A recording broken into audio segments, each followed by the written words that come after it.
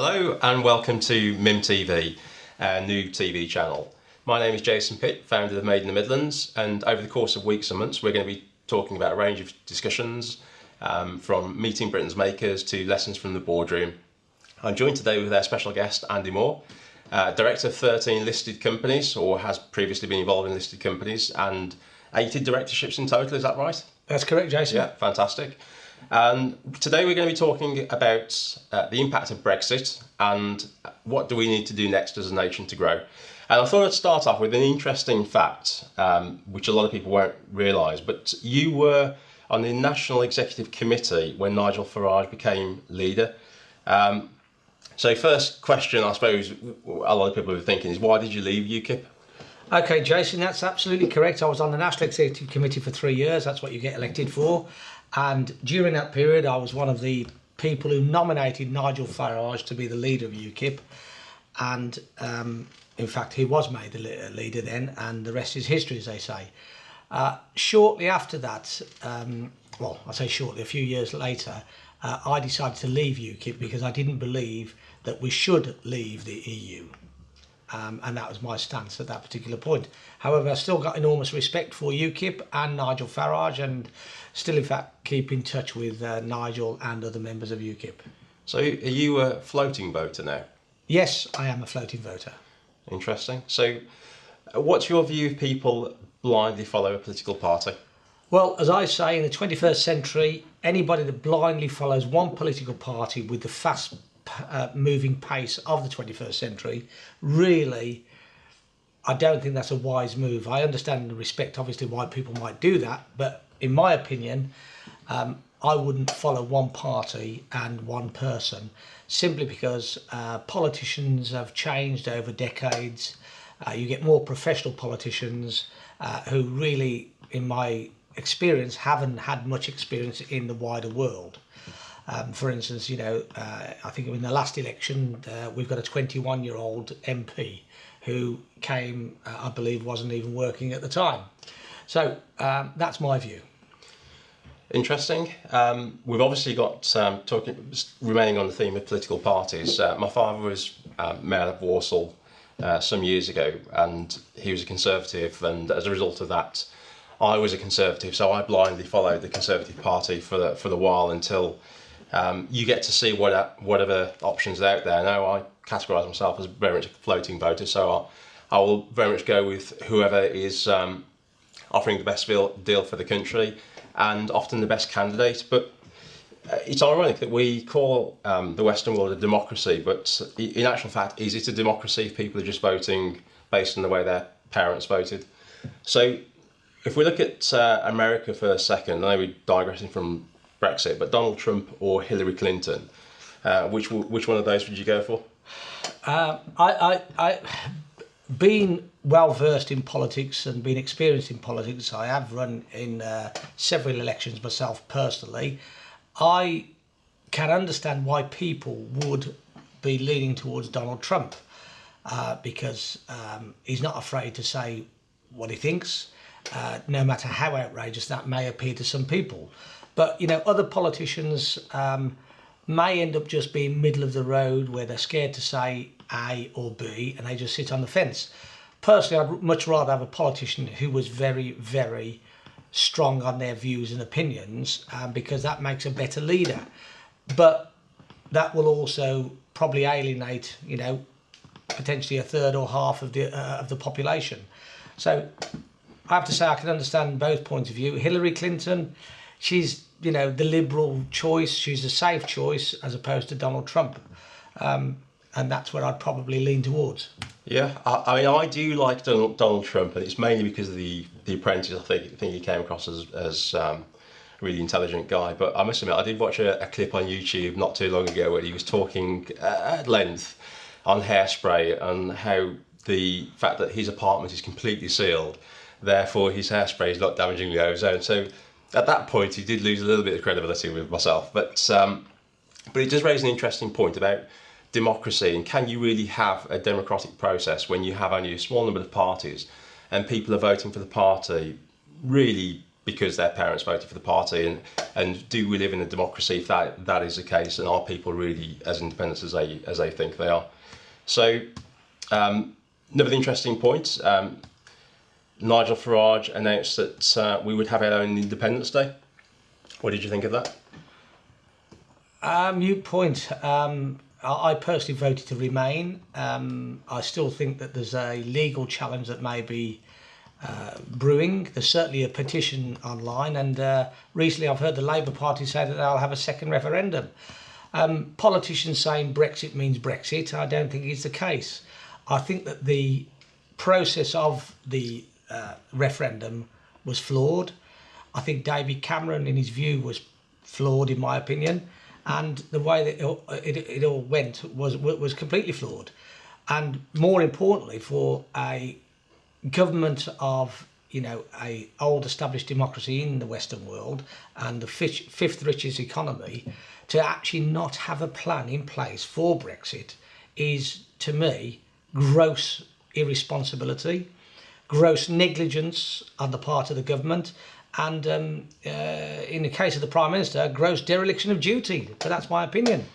Completely agree. So post-Brexit, the main conversation was migrants, and it became almost a daily occurrence in the Daily Mail and the Sun newspaper that some migrant somewhere in part of the UK was doing something absolutely awful that required the front page of that particular newspaper.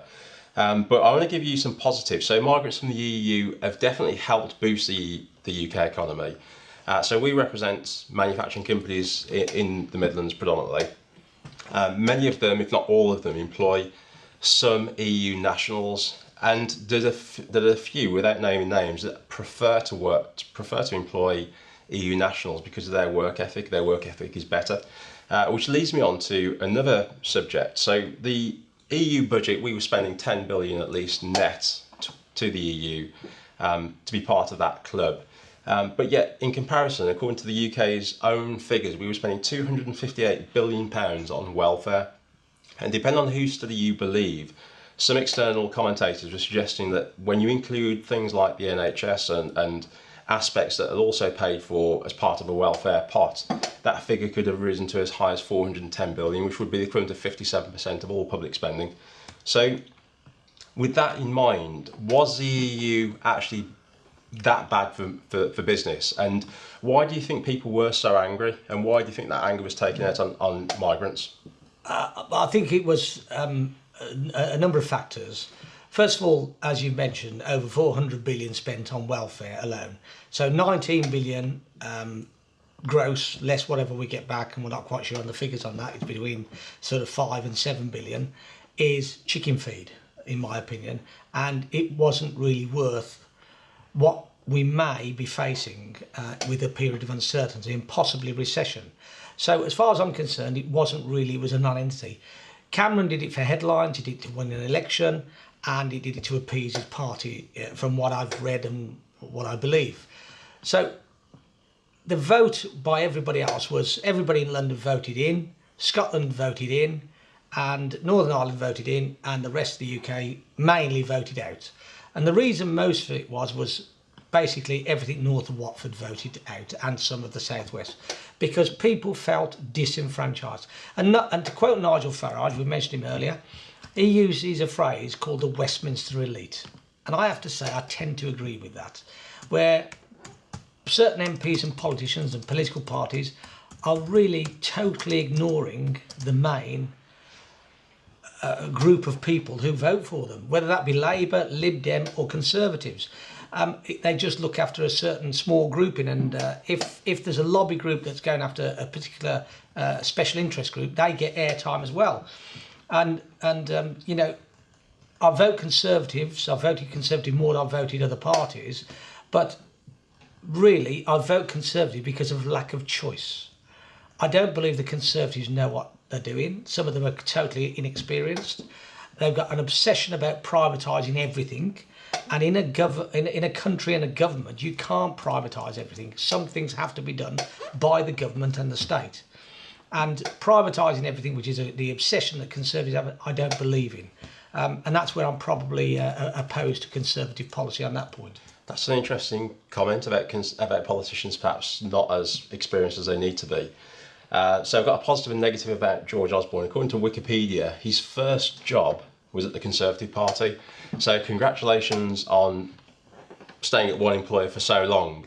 But the bad news is that is your only job from what I can see. So I'm not quite sure that qualified you to be Chancellor of the Exchequer, and that's part of the problem we've got with politics. And I agree with you that we have no choice, we have little choice. So you could have amazing candidates, but people are not voting for amazing candidates. People are just voting for, do I vote red or do I vote blue? And that's really the problem we have. That's a problem America have. So if anybody follows American politics, there are two independent candidates who are actually both very good. I encourage you to have a look at YouTube and have a listen to them. Perhaps one or two of them are even better than the mainstream candidates, but yet they will not win. They will not get second place. They will not be in that competition at all, because people will vote for familiarity. They'll vote for what they know, what they recognise. They won't go for that sort of level of risk. But in terms of going back to the political elite and you know what we're seeing worldwide, which is a phenomenon. So we're seeing nationalism, we're seeing extremism, we're seeing dissatisfaction as a worldwide phenomenon. This isn't something that's happening in one country, one town, it's happening globally. So how do we get back to normality? Well, difficult. It's a difficult process. One of my other careers I had on a part-time basis, I was a special constable for 16 years in the West Midlands Police, and experienced the riots of the early 80s, the miners' strike. I also experienced a period when the IRA were at their most active on the mainland. And in fact, for a period of my career as a special constable, I was actually based at an anti-terrorist police station. And I regularly made tea for the SAS patrols that were patrolling the Midlands at the time. So it was a totally different era then. Some would say, oh, that was the old days, Andy, and as they keep reminding me. But it wasn't the old days, it was law and order. And then it was a police force. Now we call the police a police service. And believe me, in those times, we were a police force and we dealt with all sorts of things. So how do we get back? Well, you've got to get back to policing, and policing is good old-fashioned policing is all about troops on the ground, dare I use that phrase, troops on the ground, or police officers are on the ground. And unfortunately, whether we like it or not, we need to have more and more armed police officers. And for instance, today, we may have difficulty in the UK, apart from London, stopping a Nice-style attack, because in France, all police officers are armed regularly. As opposed to the UK where they're not armed. It's a controversial subject, but as people say, oh, Andy, no, though. I said, well, look, listen, with greatest respect, you haven't been a police officer. You haven't put on a uniform and patrolled Birmingham city centre with little more than a wooden truncheon. And believe me, even 20 years ago, that can be scary. So we've got to get back to basics. We've got to get back to law and order. We've got to secure our borders for a start. I mean, the news is we've got 3 border patrol boats. And one of them is in the Mediterranean at the moment. It's ridiculous. So we need to get our border force invested in. We need to staff up. We need to have more resources and more boats, and then tighten up on that.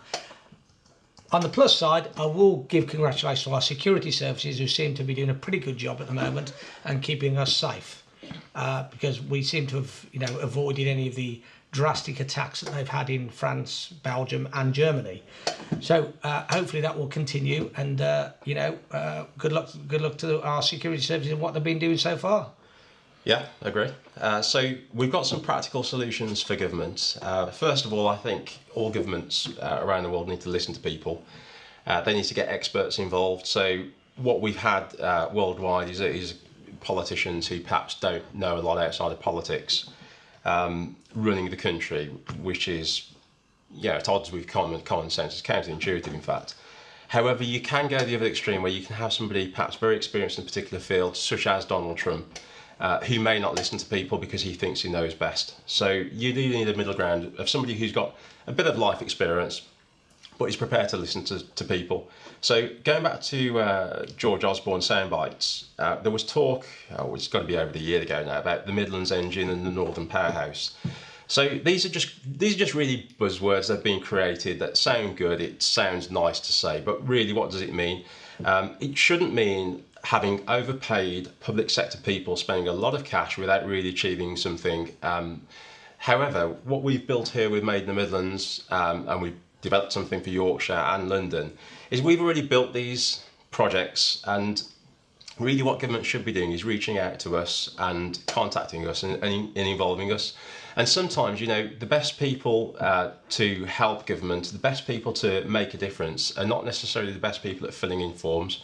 So we've got to move from a society where we have, compliance forms, the EU bureaucracy, where we had the best form fillers delivering projects. They aren't necessarily the best people to deliver those projects. If you want ideas, if you want creativity and innovativeness, what you need to do is seek out those companies themselves, because chances are they're not coming to you.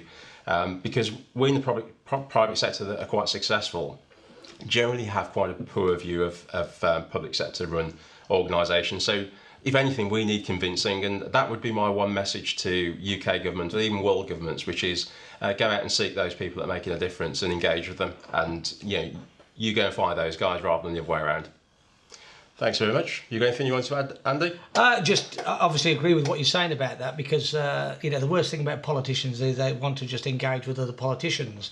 And there's an old saying, arrogance is the downfall of mankind. And sometimes politicians can be a bit too arrogant. They think they know what they're talking about. In fact, they don't in a lot of cases. And what should be happening is that, particularly now in these uncertain times, government should be engaging with business. It should be engaging with academics. It should be engaging with the legal industry and the accountancy industry, and bringing a task force together to work out and start negotiating Brexit, right?